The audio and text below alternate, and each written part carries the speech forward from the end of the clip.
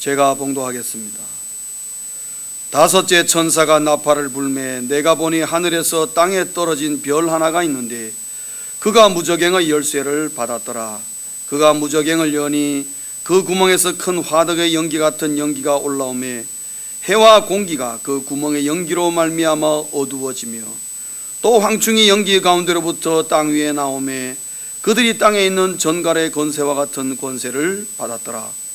그들에게 이르시되 땅에 풀이나 푸른 것이나 각종 수목은 해하지 말고 오직 이마에 하나님의 인침을 받지 아니한 사람들만 해하라 하시더라. 그러나 그들을 죽이지는 못하게 하시고 5달 동안 괴롭게만 하게 하시는데 그 괴롭게 함은 전갈이 사람을 쏠 때에 괴롭게 함과 같더라. 그날에는 사람들이 죽기를 구하여도 죽지 못하고 죽고 싶으나 죽음이 그들을 피하리로다.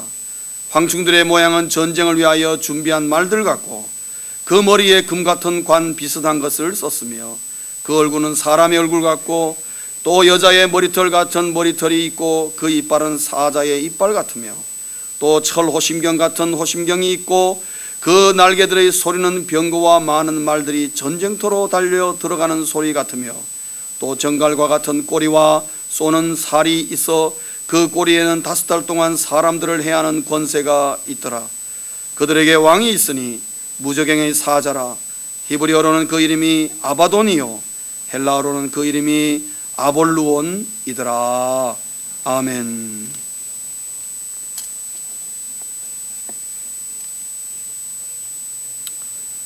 요즘 한국에 좀 가로늦가 이 존엄사에 대한 얘기가 나옵니다.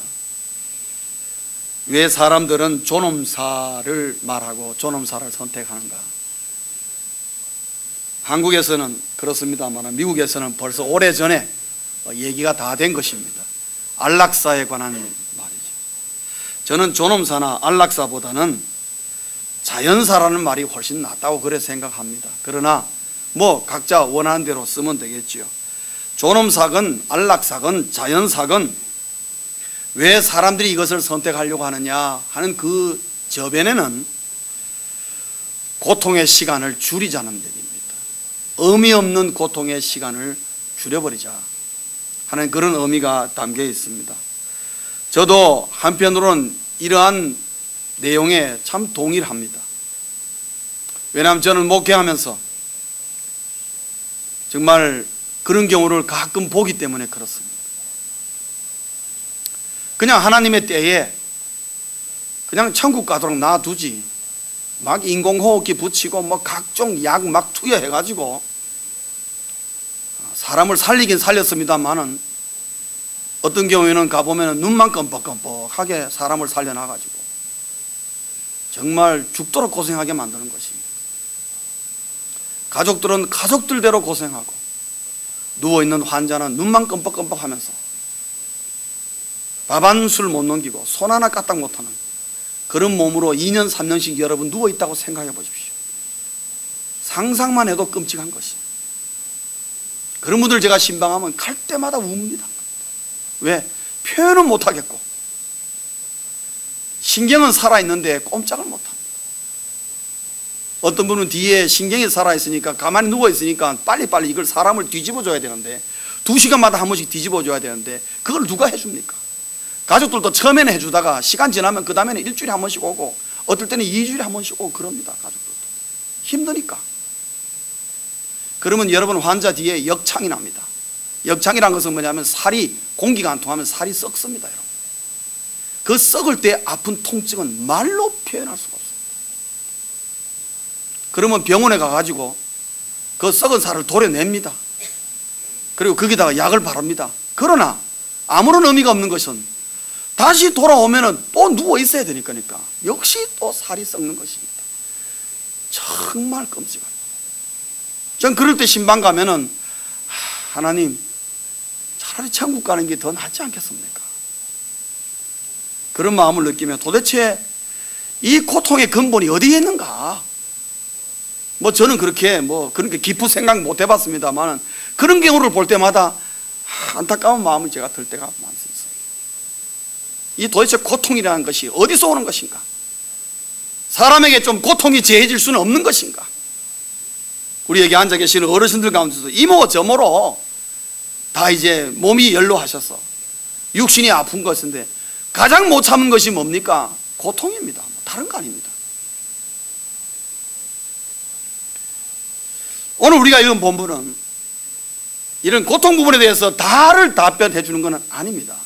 그러나 우리에게 주어진 이 땅에 존재하는 수많은 고통 가운데에 상당한 부분을 사탄이 담당하고 있다는 사실. 오늘 본문은 우리에게 그것을 말해주고 있습니다. 물론 여러분이 당하는 모든 고통이 다 사탄으로 온 것은 아닙니다. 자연적인 현상도 있고, 그러나 사탄이 주는 고통이 가장 대세를 이루고 있다는 것을 말합니다. 오늘 여러분 본문 보시면은 나팔 심판의 5번째 천사가 이제 나팔을 부니까 하늘로부터 땅에 떨어진 별 하나가 오늘 1절에 보면 나옵니다. 이 땅에 떨어진, 하늘로부터 땅에 떨어진 별 하나, 이게 뭐냐? 왜냐하면 이 별 하나가 나중에 오늘 이 5번째 이 나팔의 모든 심판을 다 주관하는 것을 볼 수가 있습니다. 이놈이 누구냐? 어떤 사람은 천사라 그러고 어떤 사람은 사탄이라 그럽니다. 그런데 저는 사탄이라고 생각합니다. 왜냐하면 우선 하나님이 고통을 주는 걸 그렇게 즐거워하시는 분이 아니고 오히려 기쁨을 주기 원하시는 하나님이시지. 그러나 하나님이 분명히 심판을 행하심으로 말미암아 우리에게 고통을 허락하신 것은 틀림없습니다. 오늘 여기 보면 하나님의 허락소에 이 모든 것이 진행되는 걸 보는데, 중요한 것은 이 고통과 고난을 일으키는 그 원인자가 누구냐 하면은 땅에 떨어진 별 하나인데, 이거는 사탄이란 말이죠. 왜냐? 성경에 보면은 천사는 땅에 떨어지는 법이 없습니다. 하늘로부터 내려오는 것이죠. 그렇지 않습니까? 하늘로부터 내려온다고 항상 그렇게 표현되어 있습니다. 천사는. 그러나 마귀는 어떻습니까? 땅에 떨어진다 그랬습니다. 여러분 누가복음에 보면은 예수님께서 전도를 파송 보냈습니다.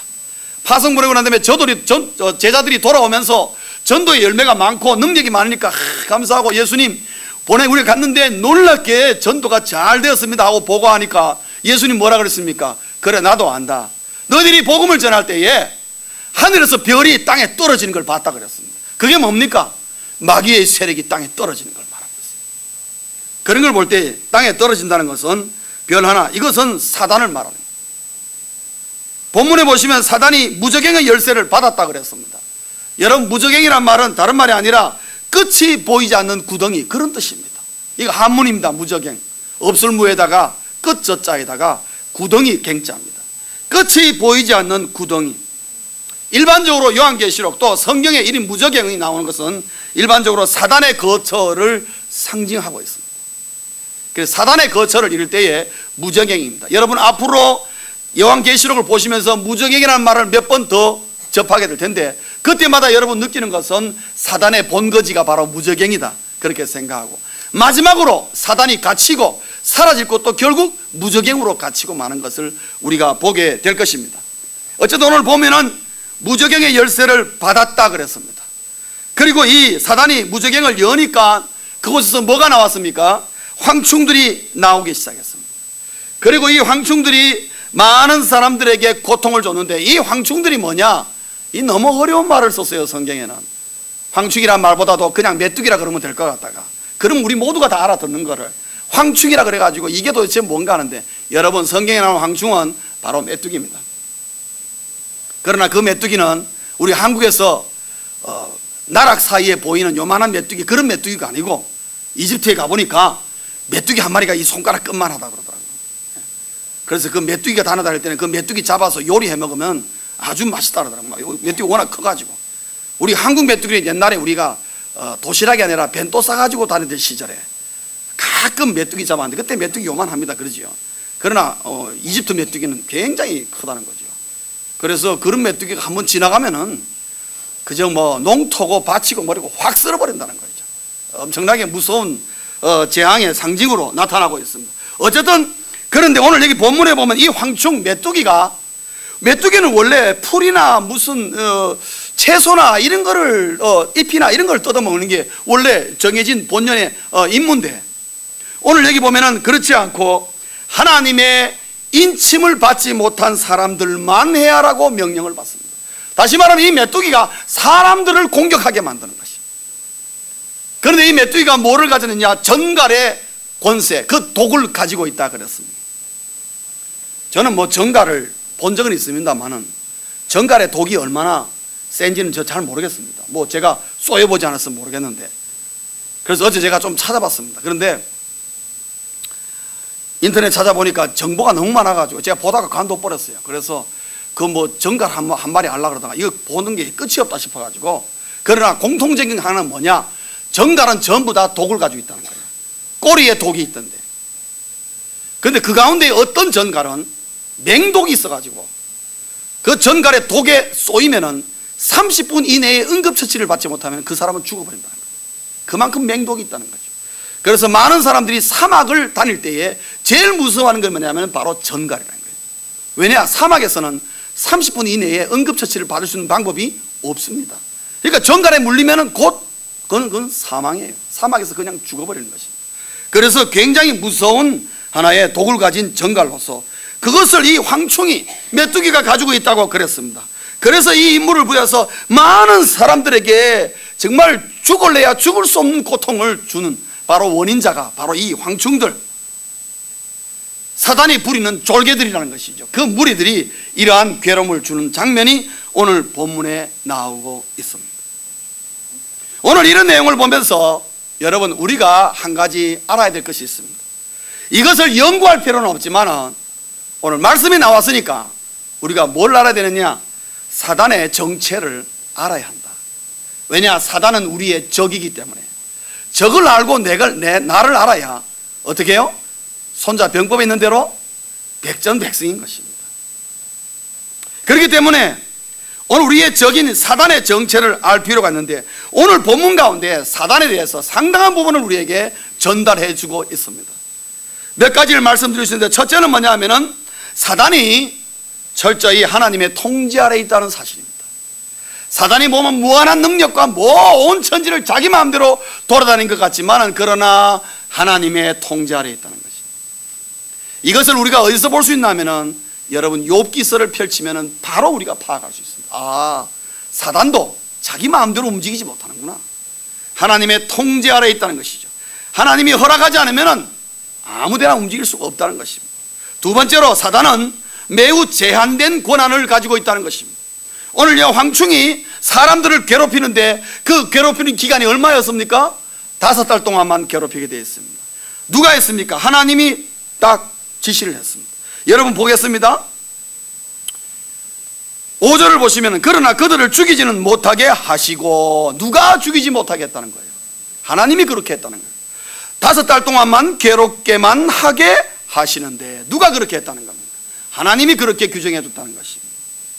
여러분, 그러고 보시면은 1절에 보면은 사단이 무저갱의 열쇠를 받았더라 그랬습니다. 누구에게 받았다는 겁니까? 하나님에게 받은 겁니다. 하나님이 주지 않으면 무저갱의 열쇠도 마음대로 가지지 못하는 게 사단이에요. 하나님이 사단에게 들어가 그러면 무저갱에 들어가야 되는 겁니다. 그런 위치에 있는 것이. 그게 내용을 보면 전부 다 황충이 전갈에, 3절에 보면 전갈의 권세를 받았는데 그것도 보면 받았다고 그랬습니다. 받았다는 것은 누가 준 분이 있었다는 얘기죠. 하나님이 주었다는 거예요. 전부 다 보면은 하나님의 통제 아래 있으며 제한된 권한, 그것밖에 쓸 수가 없는 것을 볼 수 있습니다. 또 한 가지, 사단은 2절을 가만히 보면요, 사단에게 하나님이 무저갱의 열쇠를 줬는데 이 사단이 무저갱의 열쇠를 딱 들자마자 무저갱을 열어버렸습니다. 여러분, 무저갱을 열므로 말미암아 뭐가 시작되었습니까? 5번째 나팔 심판이 시작되는 걸 볼 수 있습니다. 결국 나팔 심판의 시작을 누가 열었냐면은 마귀가 열은 것을 볼 수가 있습니다. 다시 말하면 하나님의 심판을 사단은 꼭 자초한다는 거예요. 여러분 기억하십시오. 사단은 하나님의 심판을 끝에 가서는 꼭 자초하게 합니다. 자기가 자기 발등을 찍는다는 것이죠. 그걸 우리가 알아야 됩니다. 그래서 네 번째, 사단은 자기를 추종하는 자들에게 고통을 주는 존재라는 것입니다. 오늘 5절과 6절을 보면은 고통을 주는 존재라는 것을 우리가 확실하게 보이는데, 이 고통이 얼마나 심한지 죽고 싶은 마음이 있는데 못 죽는다는 거예요. 왜? 죽음이 따라주질 않아요. 고통이 너무 심해서 얼마나 심한지 죽었으면 좋겠다는 생각이 드는데 6절에 보면은 죽고 싶으나 죽음이 그들을 피하리라 그렇게 말했습니다. 성도님 여러분, 사단은 자기를 추종하는 자에게 행복을 주고 복을 주고 기쁨을 주고 뭔가 장밋빛 무엇을 주는 존재가 아니라 궁극적으로는 우리 모든 사단을 쫓는 자들에게는 고통을 주는 존재가 바로 사단의 본질이라는 거예요. 오늘 우리가 본문을 통해서 그것을 알 수가 있습니다. 그러니까 사단은 다섯 번째 마지막으로 사단을 따라가면은 그가 누구든지 간에 고통 가운데 망하게 되어 있다는 것입니다. 오늘 이 다섯 번째 심판은 우리에게 그것을 보여주고 있습니다. 여러분 11절에 보면은 사단의 본질을 알 수가 있습니다. 히브리어로는 그 이름이 아바돈이라, 헬라어로는 그 이름이 아볼루온이라 그랬습니다. 이 아볼루온이라는 말은 아폴로의 근원이 되는 말입니다. 여러분 그리스 신화에 나오는 아폴로 신전, 아폴로 신전은 아폴로의 상징은 뭐냐면 메뚜기입니다. 여러분 공교롭게도 메뚜기입니다. 그리고 황제를 상징하는 아폴로 신전은 아주 유명합니다. 지금도 그리스에 존재하고 있는 것이 아폴로 신전입니다. 이런 것들인데 이 사단의 바로 이 아바돈, 아볼루온이라는 이 이름의 그 뜻이 뭐냐 하면은 파멸자, 파괴자 그런 뜻입니다. 그건 뭐냐면 사단의 본질이 그거다는 거예요. 사단의 본질은 파멸자요 파괴자라는 것입니다. 그렇기 때문에 누구든지 사단을 따라가면은 망하게 되어 있다는 것입니다. 사랑하는 성도님 여러분, 아무리 이 땅에 힘들고 어려워도 여러분 사단을 추종하지 마시기를 주의 이름으로 축원합니다. 부탁드립니다. 사단을 추종하지 마십시오. 사단은 파괴의 속성을 갖고 있습니다. 그래서 사단은 무질서를 만들어내고 그 파괴의 속성을 감추기 위해서 언제나 유혹이라는 단어로 많은 사람을 지금도 꿰고 있다는 사실입니다. 왜? 사단은 꿰일 수밖에 없습니다. 하나님은 사람을 꿰는 적이 없습니다. 우리 주님은 사람을 꼬이지 않습니다. 그러나 사단은 꿰야 됩니다. 왜?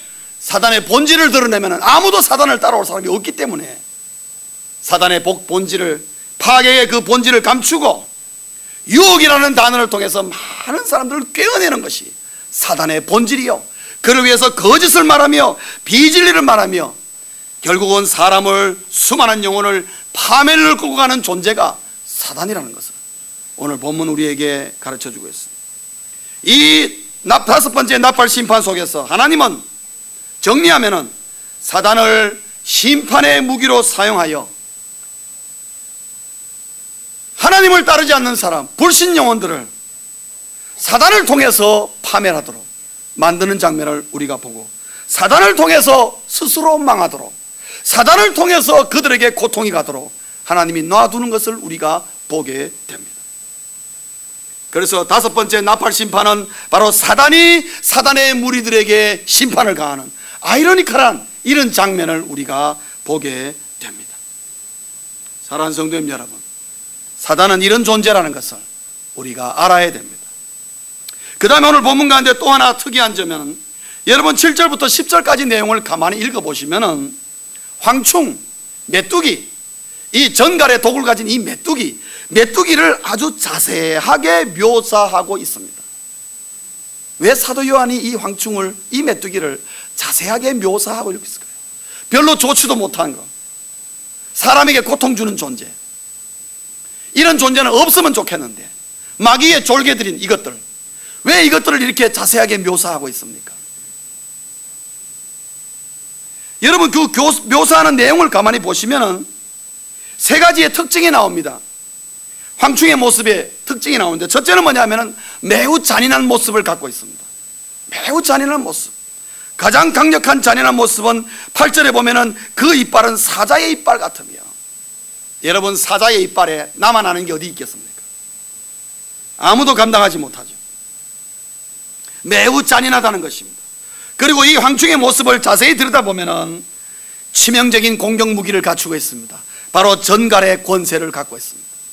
전갈의 독을 갖고 있어서 누구든지 그에 찔리기만 하면은 그 도구로 말미암아 극심한 고통에 시달리도록 치명적인 공격 무기를 갖고 있습니다. 그 다음에 세 번째로는 전쟁을 위해 잘 준비되어 있다는 걸 알 수가 있습니다.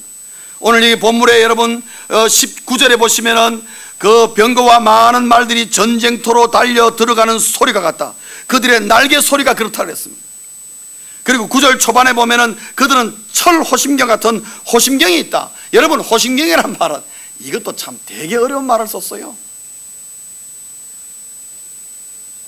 호심경이란 말은 여러분 옛날에 칼만 가지고 싸울 때에 전사들이나 용사들이 전쟁에 나갈 때에 철로 된 가슴을 이렇게 막아주는, 화살이나 칼로부터 막아주는 철로 된 이 가슴막이가 있습니다.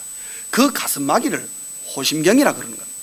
그냥 여기서 가슴막이라 그러면 될 텐데 그걸 왜 호심경이라 그러는지 모르겠어요. 저는 무슨 등불인 줄 알았어요. 그 가슴막이를 하고 그 다음에 그 날개 소리가 뭐예요? 전쟁터로 들러가는 많은 병거의 소리와 같다 그랬습니다. 그 말은 뭐냐 하면은 이들은 전쟁을 위하여 잘 준비된 군사들과 같은 모습을 갖고 있다는 거예요. 왜 사도 요한이 이것을 우리에게 묘사하고 있습니까? 정리하면은 사단의 무리들은 오늘도 매우 조직적으로 수많은 사람들을 공격할 준비가 되어 있는 군대와 같다는 것입니다. 사단들도, 사단과 그의 사단을 따르는 무리들도 조직화되어 있다는 거예요. 어떤 식으로? 군대처럼 되어 있다는 것입니다. 명령에 일사불란하게 움직인다는 거예요. 그러니까 오늘 2절에 보시면 무저갱을 여니까 그냥 황충들이 기다렸다는 듯이 나와서 공격하는 걸 볼 수 있습니다. 레디가 되어 있다는 것입니다. 그러면 우리가 이것을 우리가 보면은 이라는 의미로 사도 요한이 여기에 기록해놨는데 왜 이것을 우리가 보면서 우리는 그럼 어떡하라는 겁니까? 우리는 이걸 보면 이런 질문을 할 수 있습니다. 사단과 그의 무리들은 우리를 공격할 준비를 다 갖추어 놓고 언제든지 우리를 공격하기 원하고 치명적인 공격 무기를 갖고 있고 다 되어 있는데, 그러면은 사단을 대적해야 되는 오늘의 우리 그리스도인들은 이러한 내용을 알진데 우리는 그럼 어떻게 해야 되느냐? 우리는 그럼 어떻게 해야 되느냐? 오늘 본문을 통해서 우리는 몇 가지를 받을 수 있습니다. 첫째는 하나님의 인침을 분명히 받으라는 것입니다. 예수 그리스도가 나의 구주임을 고백하시고 예수 그리스도가 나의 구주임을 고백하고 예수 그리스도를 믿음으로 말미암아 성령에 붙잡힌 바 된 그리스도인으로 확실하게 거듭나라는 것입니다. 하나님의 인침을 분명히 받으라는 것입니다. 여러분 요한계시록 보면은 결국 사람은 딱 두 종류로 분류가 됩니다. 하나님의 인침을 받은 사람이거나 아니면 짐승의 표를 받은 사람들이거나 둘 중에 하나라는 것입니다. 가운데는 없습니다. 오늘 여기 4절에 이마에 하나님의 인침을 받지 아니한 사람들만 해야라, 이 말은 뭐냐면 짐승의 표를 받은 사람, 마귀가 자기가 표를 줘놓고 자기가 고통을 주는 것입니다. 하나님의 인침을 여러분 분명히 받으십시오. 예수 그리스도를 나의 구세주로 분명히 고백하십시오. 예수 그리스도로 말미암아 성령의 인도함을 받는 분명한 그리스도인으로 서십시오. 그것이 오늘 사단을 대적하는 우리 그리스도인들에게 가장 먼저 준비되어야 될 것이 그거다 하는 것입니다. 두 번째로는 그것으로 만족하지 말고 그리스도의 군사가 되라는 것입니다. 사도 바울은 우리에게 권합니다. 그리스도의 군사가 되라. 예수 믿느냐? 그러면 그대로 우두커니 있지 말고 그리스도의 군사가 되라. 왜냐? 시간은 지나면 지날수록 이 세상은 가면 갈수록 점점 유혹과 핍박과 억압이 많아질 것이고 예수를 못 믿게 하려는 온갖 세상의 수단 방법이 사단의 방법들이 동원되어서 예수를 안 믿기는 너무 쉽다는 것을 사도 바울은 미리 내다보고 우리가 그리스도의 군사로 훈련되고 양육되지 않으면 절대로 저러한 사단의 조직을 대적하여 싸울 수가 없다는 것입니다. 세 번째로는 저러한 사단들의 무리를 보면서 우리는 어떻게 해야 되는가? 깨어서 싸워야 한다는 것입니다. 깨어만 있으면 되는 것이 아니고 싸워야 한다는 것입니다. 여러분, 군사가 왜 군사가 됩니까? 군대는 뭐 때문에 조직합니까? 존재합니까? 전쟁을 위해 존재합니다. 사랑하는 성도님 여러분, 오늘 이 땅에서 우리 사는 그리스도인들은 자기가 원하든 원하지 않든 간에 둘 중에 한쪽에 속할 수밖에 없고, 하나님이냐 아니면 사단이냐 속할 수밖에 없고, 그리고 속해 있다면 너나 할 것 없이 영적 전쟁을 치를 수밖에 없는 필연적인 것이라는 것입니다. 그러면 우리 그리스도인들은 그리스도의 군사가 되어서 가만히 있는 것이 아니라 깨어서 싸워야 한다는 것입니다. 어느 배가 바다를 항해하다가 조난을 당했습니다. 사람들이 다 죽었습니다. 구명보트 하나가 있었는데 거기에 5명이 타게 되었고 그 5명만 살아남았습니다. 그러나 망망대해에 구명보트 하나에 5명이 아무것도 없이, 양식도 없이 누워 있었습니다. 지쳤습니다. 너무 힘들었습니다. 너무 피곤했습니다. 삶에 대한 소망도 끊어졌습니다. 망망대해에 보이는 것이라고는 아무것도 없습니다. 5사람이 다 뒤로 넘어가서 지쳐가지고 하늘만 바라보고 다 누워 있습니다.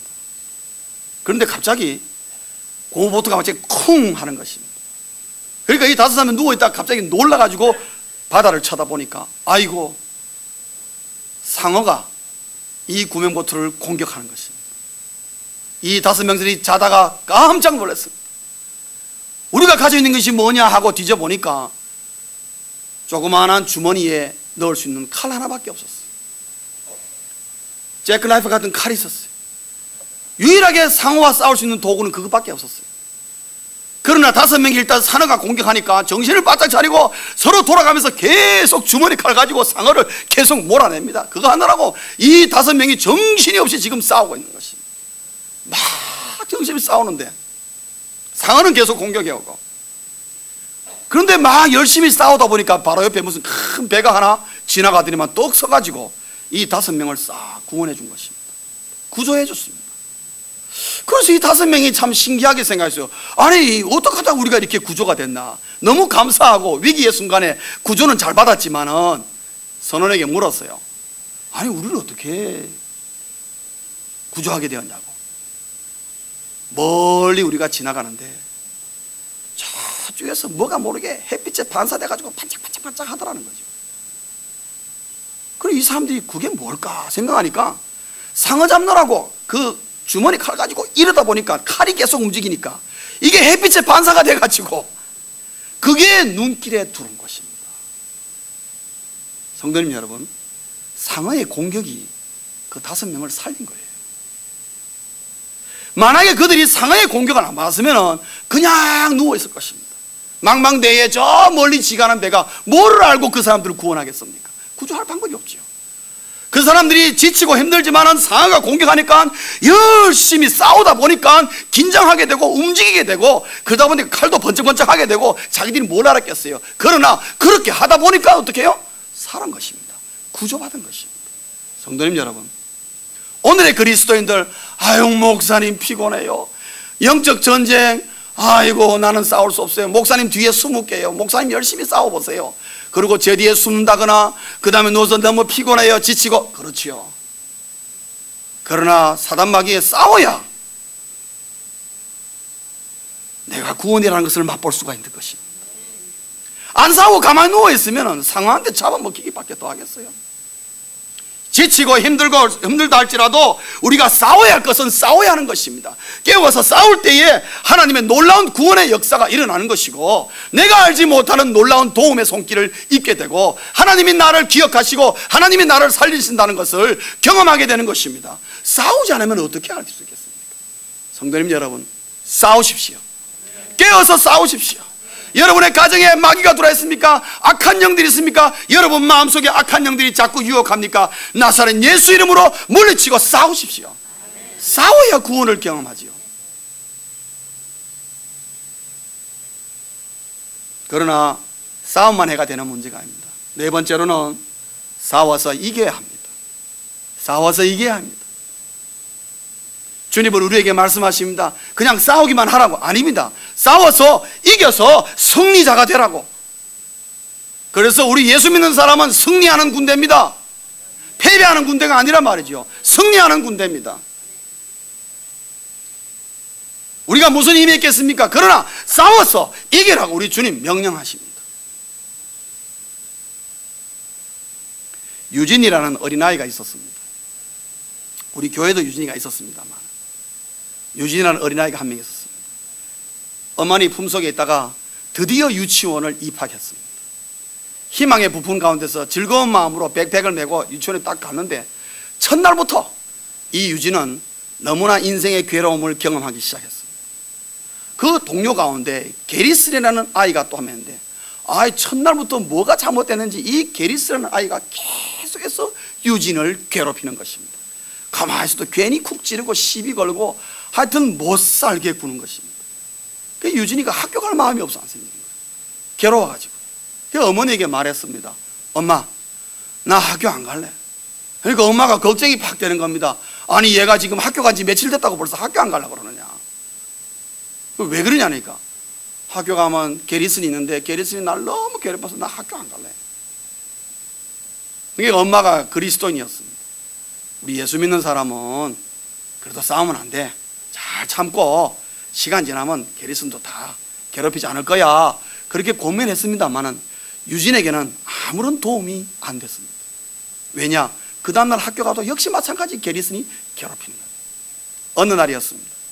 학교가 다 끝나고 집으로 돌아오는데, 아니 학교 안에서 뿐만 아니라 학교 밖에 나와가지고 길에, 지금 집에 가는 길인데도 게리슨이 쫓아와가지고 이 유진을 괴롭힌 겁니다. 그래서 유진이 열이 났습니다.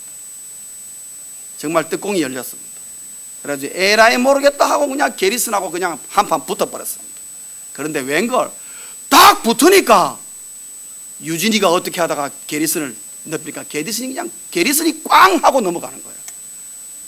그런데 둘 다 놀랐습니다. 왜냐? 유진이는 자기가 게리슨보다 힘이 세다는 걸 그때 처음 알았습니다. 그리고 게리슨은 지가 뭐 대단한 줄 알았는데 유진 앞에 별거 없이 그냥 꽝 넘어가가지고, 여러분 어린아이들은 간단합니다. 뭐가 먼저 나면 이기는 겁니까? 코피만 나면 이기는 거 아니겠습니까? 그래서 유진이가 때렸습니다. 이마 때리고 눈티를 때려가지고, 네가 나를 괴롭힌다고 때려 눕혀가지고 그냥 위에서 때렸습니다. 코피 나고 울고 난리가 난 것입니다. 그래서 유진이 그랬습니다. 내가 널 더 때릴 거야. 그러니까 게리슨이 다시는 잘 안 그랬다고 그래. 그러나 그러면 안 돼. 너 오늘부터 예수 믿는다고 고백해. 그러면 내가 너 안 때릴 거야. 그러니까 이 게리슨이 뭐라 그랬습니까? 나 예수 믿을게. 그럼 다음 주 둘이 교회 가야 돼. 그래가지고 그 다음날 그 다음 주일날 유진이가 처음으로 게리슨이라는 이 악동을 교회에 인도하게 되었습니다. 그리고 이 유진이라는 아이가 커가지고 미국에서 유명한 지금 영성학자로 활동하고 있습니다. 유진 피터슨이라는 아주 유명한 미국의 영성학자가 됐습니다. 사랑하는 성도님 여러분, 유진이가 게리슨을 싸워가지고 때려 눕히지 전에는 자기도 게리슨보다 힘이 센 줄 몰랐습니다. 해보지 않았기 때문에. 성도님 여러분, 우리가 사단보다도 그들의 무리보다도 약하게 보이십니까? 그렇지 않습니다. 싸워봐야 합니다. 싸워봐야 합니다. 여러분 싸우십시오. 싸우면은 우리는 사단에게 승리하게 되어 있습니다. 왜냐? 나는 약하지만은 나와 함께 하시는 예수 그리스도가 계시고 성령의 능력이 있고 예수 그리스도의 이름에 권세가 있는데 우리는 절대 안 진단 말이에요. 그러니까 주님께서 싸우라 그러는 거예요. 싸우라 그러는 거예요. 그리고 싸워서 이겨라 그러는 거예요. 왜? 내 뒤에는 내가 있다. 내가 너와 함께 하겠다. 여러분 아무 힘이 없는 건, 우리 권사님 지금 싸우면 무슨 힘으로 싸우겠습니까? 나는 아무리 힘이 없어 천만에 나와 함께 하시는 성령의 능력이 나와 함께 하실진데 내가 사단과 그 무리 앞에서 싸워서 승리하지 못할 이유가 하나도 없다는 거예요. 싸워봐야 하는 것입니다. 여러분 사단은 항상 우리에게 위협적으로 다가옵니다. 뭐 대단한 힘이 있는 것처럼 보이고 전능한 것처럼 우리에게 다가오지만은 기억하십시오. 사단은 하나님의 허락 없이는 사단도 손 하나 까딱 못하는 것입니다. 그런 사단이 이미 벌써 십자가상에서 우리 주님이 다 이겨놓고, 그리고 주님 말씀하시길 내가 너희와 항상 함께 하시라. 땅과 하늘의 모든 권세를 내가 가졌는데 내가 너희들과 함께 하겠다. 그러면 예수 이름으로 때리면은 사단이 꽝 하고 넘어가는 것입니다. 그가 태산같이 보인다 할지라도 겁을 낼 필요 없습니다. 내 주먹이 아무리 약하도 내 주먹은 약하지만 나와 함께하는 성령의 능력은 태산이라도 부숴버리는 놀라운 능력이고 우주 만물 창조주의 힘이라는 것입니다.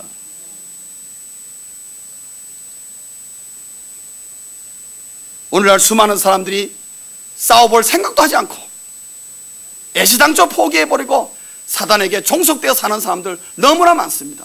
그러나 우리 그리스도인들은 그렇게 되어서는 안 된다. 사단은 여러분 그럴듯합니다. 항상 보면은 오늘 여러분 7절부터 10절까지 보면요, 황충을 표현하는데 보면은 같고 같으며 같은 이런 말을 씁니다. 여러분 그 내용을 감아보면요, 비슷하지만 그건 또 아닙니다. 여러분 볼까요? 7절 황충들의 모양은 전쟁을 위하여 준비한 말들 같고, 말이란 말입니까? 말 아니란 말입니까? 말 아닙니다. 여러분 그걸 아셔야 돼요. 말들 같다 이 말입니다. 8절에 보면 그 이빨은 사자의 이빨 같으며, 사자의 이빨이라는 것입니까? 이빨 아니라는 것입니까? 이빨 아니에요. 공포스러울 뿐이에요. 우는 사자와 같을 뿐이에요. 우는 사자는 아니라 이 말입니다. 우리는 여기에 속습니다. 사단의 그럴듯한 위협과 말에 속지만 기억하십시오. 사단은 절대로 구원자가 될 수가 없습니다. 본질적으로 구원자가 될 수 없습니다. 그렇기 때문에 항상 같이며 같이 비슷비슷하게 하면서 우리를 오늘도 현혹하고 유혹하면서 파멸의 칼날을 뒤로 감추고 있는 것입니다. 우리를 구원할 자는 오직 예수 그리스도밖에 없는 것입니다. 오직 예수 그리스도만이 구원자가 되신다는 사실입니다. 이러한 라팔의 이런 심판부터 우리를 구원할 자는 누구냐? 예수 그리스도밖에 없다는 거예요. 우리가 그러면 이것을 어떻게 예수를 모르는 자들에게 당신의 그 고통과 그 멸망할 사망의 자리에서 구원하실 분이 예수 그리스도라는 것을 우리가 어떻게 보여줄 수 있겠습니까? 간단합니다. 예수 그리스도의 이름의 능력으로 우리가 사단을 많은 사람이 보는 앞에서 때려 눕혀버리면 많은 사람들이 그것을 인정할 수밖에 없는 것입니다. 사단과 그의 유혹에 따라가다가도 사단이 별거 아니고 그리스도인 한 사람에게 예수 이름이 무너지는 걸 볼 때에 오, 예수 그리스도를 쫓아야 되겠구나, 예수 그리스도가 우리의 구원자구나, 그렇게 알게 되는 것입니다. 그래서 주님은 오늘도 우리에게 명령하시기를 가만히 있지 말고 그리스도의 군사가 되어서 깨워서 싸워 이기라고 그렇게 말씀하시는 것입니다. 그래야 저 죽어가는 많은 사람들에게 유일한 소망이신 예수 그리스도를 보여줄 수가 있는 것입니다. 사랑하는 성도님 여러분, 이 땅에 오직 예수 그리스도만이 구원자 되십니다. 사단은 마치 자기가 구원할 것처럼 이 세상을 떠들썩하게 한다 할지라도 그게 현혹되는 것이 아니라 그럴듯한 그 사단을 예수 그리스도의 이름으로 승리함으로 말미암아 오직 예수 그리스도만이 우리 인생의 유일한 구원자 되심을 확실하게 보여주는 저희들 될 수 있기를 주의 이름으로 축원합니다. 기도하시겠습니다. 사랑과 은혜가 무한하신 우리 아버지 하나님,